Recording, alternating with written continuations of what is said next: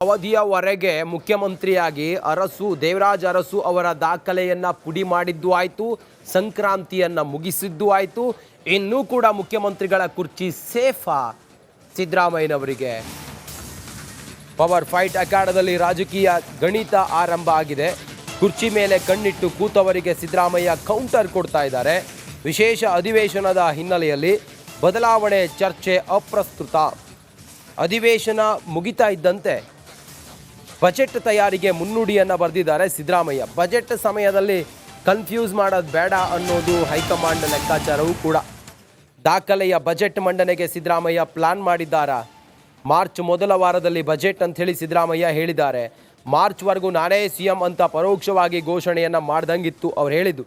ಹೊಸ ವರ್ಷಕ್ಕೆ ಪ್ರಾರ್ಥನೆ ಫಲವೆಂದಿದ್ದ ಡಿ.ಸಿ.ಎಂ ಡಿ ಕೆ ಶಿವಕುಮಾರ್ಗೆ ಶಾಕ್ ಕೊಟ್ಟಿದ್ರು ಸಿದ್ದರಾಮಯ್ಯ. ದೆಹಲಿಗೆ ಹೋದ್ರು ಮಾರ್ಚ್ ನಂತರ ಎನ್ನುವ ಉತ್ತರದ ನಿರೀಕ್ಷೆ. ಅಧಿವೇಶನ ಬಜೆಟ್ ಹೆಸರಲ್ಲಿ ಕುರ್ಚಿ ಭದ್ರ ಮಾಡಿಕೊಂಡ ಸಿಎಂ ಸಿದ್ದರಾಮಯ್ಯ. ಈ ಕುರಿತಾಗಿ ರಾಜಕೀಯ ಏರಿಳಿತಗಳ ಕುರಿತಾಗಿ ನಮ್ಮ ಪ್ರತಿನಿಧಿ ಹನುಮಂತು ನಮ್ಮ ಜೊತೆಲಿ ಈಗ ನೇರ ಸಂಪರ್ಕದಲ್ಲಿ ಹೆಚ್ಚಿನ ಮಾಹಿತಿಯನ್ನು ಕೊಡ್ತಾರೆ. ಹನುಮಂತು, ಮಕರ ಸಂಕ್ರಾಂತಿಯ ಶುಭಾಶಯ ನಿಮಗೆ. ಸಂಕ್ರಾಂತಿಯಲ್ಲಿ ಕ್ರಾಂತಿ ಆಗತ್ತೆ ಅಂದೇಳಿ ಹೇಳಿದವರೆಲ್ಲ ಈಗ ತಂಡ ಹೊಡೆದಂಗೆ ಕಾಣಿಸ್ತಾ ಇದೆ. ಏನು ನಡೀತಾ ಇದೆ? ಏನು ಚರ್ಚೆ ಆಗ್ತಾ ಇದೆ? ಏನಿದು ಹನುಮಂತು?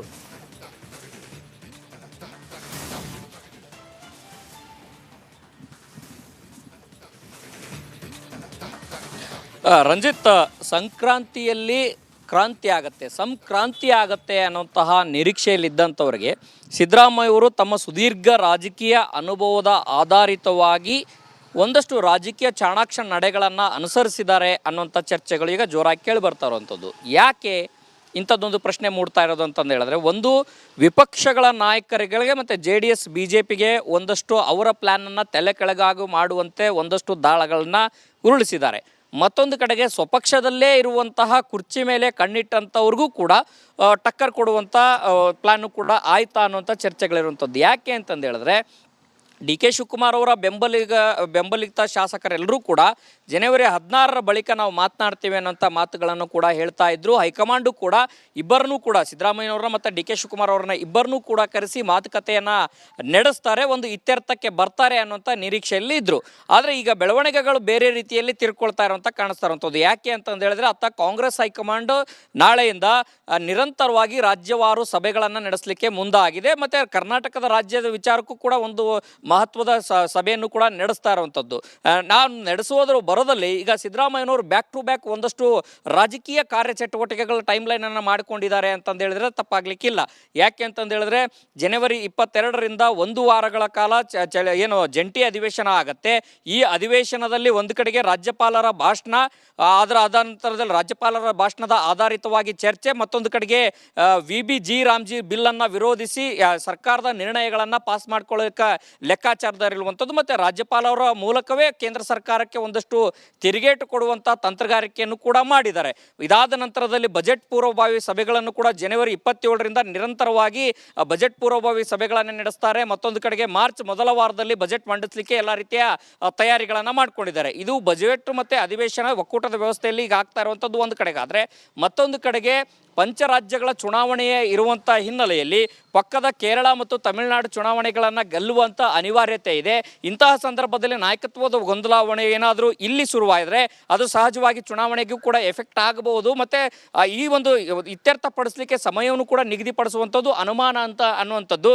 ಅದಾದ ನಂತರದಲ್ಲಿ GBA ಎಲೆಕ್ಷನ್ ಇದೆ. ಈ GBA ಎಲೆಕ್ಷನ್ ಮತ್ತು ಸ್ಥಳೀಯ ಚುನಾವಣೆಗಳ ಹಿನ್ನೆಲೆಯಲ್ಲಿ ಆಡಳಿತ ಪಕ್ಷವಾಗಿರುವಂಥ ಕಾಂಗ್ರೆಸ್ಗೆ ಗೆಲ್ಲಬೇಕಾದಂಥ ಅನಿವಾರ್ಯತೆ ಇರುವಂಥ ಕಾರಣಕ್ಕಾಗಿ ಕಳೆದ ಇನ್ನು ಮುಂಬರುವ 3-4 ತಿಂಗಳ ಕೂಡ ನಿರಂತರವಾಗಿ ಒಂದಲ್ಲ ಒಂದು, ಇದರ ನಡುವೆ ಫೆಬ್ರವರಿ 13ಕ್ಕೆ ಸರ್ಕಾರದ ಸಾಧನಾ ಸಮಾವೇಶ ಇದೆ. ಇಂತಹ ಸಂದರ್ಭದ ರಾಜಕೀಯ ಕಾರ್ಯಚಟುವಟಿಕೆಗಳು ನಿರಂತರವಾಗಿ ಇರುವಂಥ ಕಾರಣಕ್ಕಾಗಿ ಕಾಂಗ್ರೆಸ್ ಹೈಕಮಾಂಡ್ ಸದ್ಯಕ್ಕೆ ನಾಯಕತ್ವ ಬದಲಾವಣೆ ವಿಚಾರಕ್ಕೆ ಕೈ ಹಾಕಲ್ವಾ ಅನ್ನೋಂಥ ಒಂದಷ್ಟು ಸಣ್ಣ ಅನುಮಾನಗಳು ಈಗ ಮೂಡ್ತಾ ಇರುವಂಥದ್ದು. ಒಟ್ಟಾರೆಯಾಗಿ ಈ ಟೈಮ್ ಲೈನ್ ಏನಿದೆ ಇದನ್ನೆಲ್ಲವನ್ನೂ ಕೂಡ CM ಸಿದ್ದರಾಮಯ್ಯನವರು ಕೂಲಾಗಿ ಹ್ಯಾಂಡಲ್ ಮಾಡ್ಕೊಂಡು ಹೋಗೋ ನಿಟ್ಟಿನಲ್ಲಿ ಒಂದಷ್ಟು ತಯಾರಿಗಳನ್ನು ಮಾಡ್ಕೊಳ್ತಾ ಇದ್ದಾರೆ.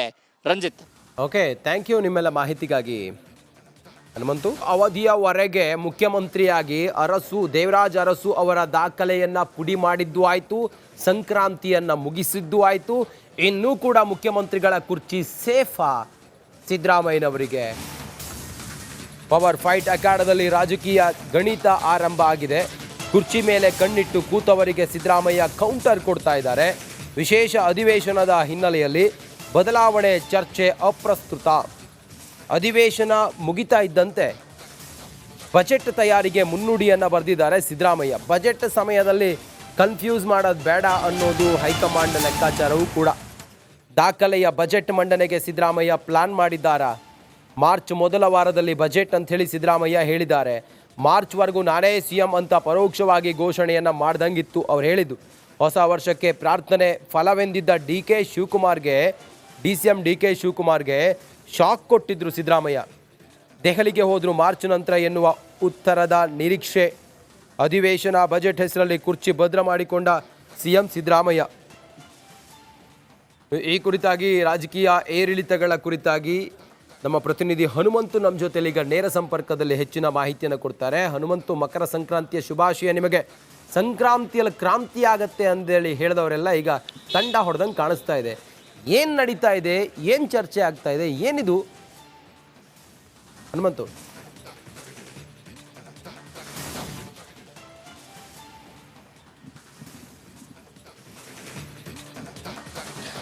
ರಂಜಿತ್, ಸಂಕ್ರಾಂತಿಯಲ್ಲಿ ಕ್ರಾಂತಿ ಆಗತ್ತೆ, ಸಂಕ್ರಾಂತಿ ಆಗತ್ತೆ ಅನ್ನೋಂತಹ ನಿರೀಕ್ಷೆಯಲ್ಲಿದ್ದಂಥವ್ರಿಗೆ ಸಿದ್ದರಾಮಯ್ಯವರು ತಮ್ಮ ಸುದೀರ್ಘ ರಾಜಕೀಯ ಅನುಭವದ ಆಧಾರಿತವಾಗಿ ಒಂದಷ್ಟು ರಾಜಕೀಯ ಚಾಣಾಕ್ಷ ನಡೆಗಳನ್ನು ಅನುಸರಿಸಿದ್ದಾರೆ ಅನ್ನೋಂಥ ಚರ್ಚೆಗಳು ಈಗ ಜೋರಾಗಿ ಕೇಳಿ ಬರ್ತಾ ಇರುವಂಥದ್ದು. ಯಾಕೆ ಇಂಥದ್ದೊಂದು ಪ್ರಶ್ನೆ ಮೂಡ್ತಾ ಇರೋದು ಅಂತಂದು ಹೇಳಿದ್ರೆ, ಒಂದು ವಿಪಕ್ಷಗಳ ನಾಯಕರುಗಳಿಗೆ ಮತ್ತು JDS BJPಗೆ ಒಂದಷ್ಟು ಅವರ ಪ್ಲ್ಯಾನನ್ನು ತಲೆ ಕೆಳಗಾಗು ಮಾಡುವಂತೆ ಒಂದಷ್ಟು ದಾಳಗಳನ್ನು ಉರುಳಿಸಿದ್ದಾರೆ.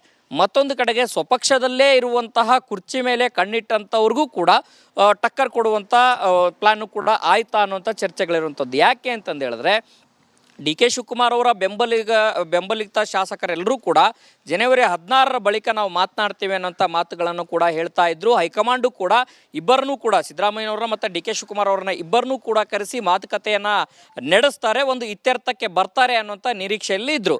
ಆದರೆ ಈಗ ಬೆಳವಣಿಗೆಗಳು ಬೇರೆ ರೀತಿಯಲ್ಲಿ ತಿರ್ಕೊಳ್ತಾ ಇರೋಂಥ ಕಾಣಿಸ್ತಾ ಇರೋಂಥದ್ದು. ಯಾಕೆ ಅಂತಂದು ಹೇಳಿದ್ರೆ, ಅತ್ತ ಕಾಂಗ್ರೆಸ್ ಹೈಕಮಾಂಡ್ ನಾಳೆಯಿಂದ ನಿರಂತರವಾಗಿ ರಾಜ್ಯವಾರು ಸಭೆಗಳನ್ನು ನಡೆಸಲಿಕ್ಕೆ ಮುಂದಾಗಿದೆ. ಮತ್ತು ಕರ್ನಾಟಕದ ರಾಜ್ಯದ ವಿಚಾರಕ್ಕೂ ಕೂಡ ಒಂದು ಮಹತ್ವದ ಸಭೆಯನ್ನು ಕೂಡ ನಡೆಸ್ತಾ ಇರುವಂಥದ್ದು. ನಾನು ನಡೆಸುವುದರ ಬರೋದಲ್ಲಿ ಈಗ ಸಿದ್ದರಾಮಯ್ಯನವರು ಬ್ಯಾಕ್ ಟು ಬ್ಯಾಕ್ ಒಂದಷ್ಟು ರಾಜಕೀಯ ಕಾರ್ಯಚಟುವಟಿಕೆಗಳ ಟೈಮ್ ಲೈನನ್ನು ಮಾಡಿಕೊಂಡಿದ್ದಾರೆ ಅಂತಂದು ಹೇಳಿದ್ರೆ ತಪ್ಪಾಗಲಿಕ್ಕಿಲ್ಲ. ಯಾಕೆ ಅಂತಂದು ಹೇಳಿದ್ರೆ, ಜನವರಿ 22ರಿಂದ 1 ವಾರಗಳ ಕಾಲ ಏನು ಜಂಟಿ ಅಧಿವೇಶನ ಆಗತ್ತೆ. ಈ ಅಧಿವೇಶನದಲ್ಲಿ ಒಂದು ಕಡೆಗೆ ರಾಜ್ಯಪಾಲರ ಭಾಷಣ, ಅದರ ನಂತರದಲ್ಲಿ ರಾಜ್ಯಪಾಲರ ಭಾಷಣದ ಆಧಾರಿತವಾಗಿ ಚರ್ಚೆ, ಮತ್ತೊಂದು ಕಡೆಗೆ VBG ರಾಮ್ಜಿ ಬಿಲ್ಲನ್ನು ವಿರೋಧಿಸಿ ಸರ್ಕಾರದ ನಿರ್ಣಯಗಳನ್ನು ಪಾಸ್ ಮಾಡ್ಕೊಳ್ಳೋಕೆ ಲೆಕ್ಕಾಚಾರದಲ್ಲಿರುವಂಥದ್ದು. ಮತ್ತು ರಾಜ್ಯಪಾಲರ ಮೂಲಕವೇ ಕೇಂದ್ರ ಸರ್ಕಾರಕ್ಕೆ ಒಂದಷ್ಟು ತಿರುಗೇಟು ಕೊಡುವಂಥ ತಂತ್ರಗಾರಿಕೆಯನ್ನು ಕೂಡ ಮಾಡಿದ್ದಾರೆ.